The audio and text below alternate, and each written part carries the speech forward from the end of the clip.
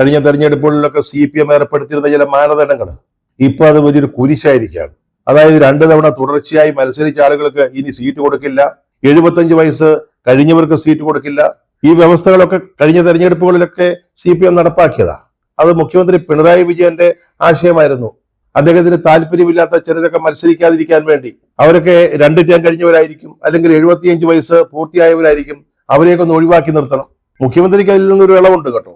അദ്ദേഹത്തിന് മത്സരിക്കാം, മുഖ്യമന്ത്രിക്ക് എന്തും ചെയ്യാം. അതാണല്ലോ ഇപ്പോഴത്തെ രീതി. അപ്പോ ഈ മാനദണ്ഡങ്ങൾ അദ്ദേഹം കൊണ്ട് വളരെ ഫലപ്രദമായിട്ട് നടപ്പാക്കിയതാ. പക്ഷെ ഇത്തവണയുണ്ടല്ലോ, ആ മാനദണ്ഡങ്ങളുമായിട്ട് പോയാല് കച്ചി തൊടില്ല എന്ന് പാർട്ടിക്ക് മനസ്സിലായിരിക്കുക. ആ മാനദണ്ഡങ്ങൾ മാറ്റുന്നതിനെ കുറിച്ച് ആലോചിക്കുക. 2 ടേം തുടർച്ചയായിട്ട് മത്സരിച്ചവർ ഒഴിവാകണം, അത് മാറ്റാൻ ആലോചിക്കുക. ഇനിയിപ്പോ തെരഞ്ഞെടുപ്പ് വരുമ്പോൾ, സ്ഥാനാർത്ഥി പട്ടിക വരുമ്പോൾ, നമ്മുടെ തോമസ് ഐസക്കും G സുധാകരനും ബാലനും ഒക്കെ സ്ഥാനാർത്ഥികളെ അത്ഭുതപ്പെടേണ്ട. കാരണം ജനങ്ങളുടെ മുമ്പിൽ പ്രസന്റ് ചെയ്യാൻ പറ്റുന്ന സ്ഥാനാർത്ഥികൾ വേണമല്ലോ. അവരെ ചിലപ്പോ പിണറായി വിജയൻ തിരിച്ചു കൊണ്ടുവരും. കാരണം ഇനി ആരെയും ഒഴിവാക്കലില്ല, എങ്ങനെയെങ്കിലും ഒന്ന് ജയിക്കണം, 3ാമത് മുഖ്യമന്ത്രി ആവണം, ആ കസേരയിൽ ഒന്നുകൂടി അമർന്നിരിക്കണം. അതിനുവേണ്ടിയുള്ള ശ്രമങ്ങളിൽ ഈ മാനദണ്ഡങ്ങളൊക്കെ എടുത്ത് ചിലപ്പോൾ തോട്ടിലെറിയും. ഇപ്പൊ ഏറ്റവും അവസാനം കേൾക്കുന്നത് VS അച്യുതാനന്ദന്റെ മകൻ അരുണിനെ സ്ഥാനാർത്ഥിയാക്കുന്ന ആ മനുഷ്യനോട് പിണറായി വിജയനും അദ്ദേഹത്തിന്റെ ഗ്രൂപ്പ് ചെയ്ത പാതകങ്ങള് ഇപ്പൊ ഓർത്താൽ സങ്കടം തോന്നും.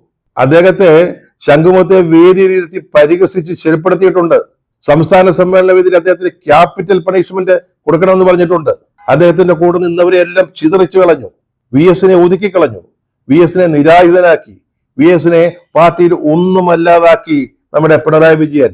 ആ പിണറായി വിജയൻ ഇപ്പോ VSന്റെ ഓർമ്മകൾ ഉപയോഗിച്ച് 4 വോട്ട് വാങ്ങാൻ അരുണിനെ സ്ഥാനാർത്ഥിയാക്കാൻ വേണ്ടി നടക്കുകയാ. ഈ പാർട്ടി ഇപ്പൊ എവിടെ ചെന്ന് നിൽക്കുന്നു എന്നൊന്ന് ആലോചിച്ചാൽ മതി. തദ്ദേശ ഭരണ തെരഞ്ഞെടുപ്പില് ഒട്ടും പ്രതീക്ഷിക്കാത്ത വലിയ തിരിച്ചടിയാണ് LDFനും CPMനും ഉണ്ടായത്. അതിനെ തുടർന്നാണ് ചില മന്ത്രിമാര് പോലും മത്സരിക്കാനില്ല എന്ന് പറയുന്നത്.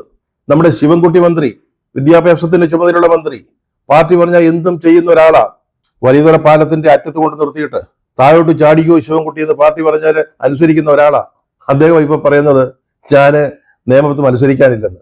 അവിടെ ഇപ്പോഴ് BJPയുടെ സംസ്ഥാന പ്രസിഡന്റ് രാജീവ് ചന്ദ്രശേഖര് മപ്പടിച്ച് നിൽക്കുക, മത്സരിക്കാൻ വേണ്ടി രംഗത്തേക്ക് എടുത്തു ചാടാൻ നിൽക്കുക. അവിടെ O രാജഗോപാൽ BJPയുടെ സ്ഥാനാർത്ഥിയായിട്ട് ജയിച്ചിട്ടുണ്ട്, അവിടെ CPM തോറ്റിട്ടുണ്ട്. ആ ഒരു മണ്ഡലത്തിലേക്ക് മത്സരിക്കാൻ ഇല്ലെന്ന് പറഞ്ഞിരിക്കുക.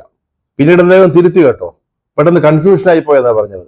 ശിവൻകുട്ടി സാറിന് പെട്ടെന്ന് കൺഫ്യൂഷനായി പോയെന്ന്, അതുകൊണ്ട് പറഞ്ഞു പോയതാണെന്ന്. ഈ പറഞ്ഞത് എന്താണെന്ന് വെച്ചാൽ, നമ്മുടെ മന്ത്രിമാർക്ക് പോലും അവരവരുടെ മണ്ഡലങ്ങളിൽ മത്സരിക്കാൻ ധൈര്യമില്ല. ആ രീതിയിലേക്കാണ് കാര്യങ്ങൾ ഇന്ന് എത്തി നിൽക്കുന്നത്. അതാണ് തുടക്കത്തിൽ പറഞ്ഞത്. ഇതുപോലെ ഗതികെട്ട സാഹചര്യത്തില് CPMോ ഇടതുപക്ഷ മുന്നണിയോ ഒരു തെരഞ്ഞെടുപ്പിലേക്ക് പോയിട്ടില്ല എന്ന്. ഇപ്പൊ ഈ പഴയ മാനദണ്ഡങ്ങൾ മാറ്റുന്നത് ഉള്ള മാനം പോകാതിരിക്കാനാ, കൂടുതൽ ദണ്ണം ഏൽക്കാതിരിക്കാനാ. തെരഞ്ഞെടുപ്പാകുമ്പോ ഇത്തരം മാനദണ്ഡങ്ങളൊക്കെ മാറ്റിമറിക്കാമെന്ന് കമ്മ്യൂണിസ്റ്റ് മാനിഫെസ്റ്റോയില് പറഞ്ഞിട്ടുണ്ട്.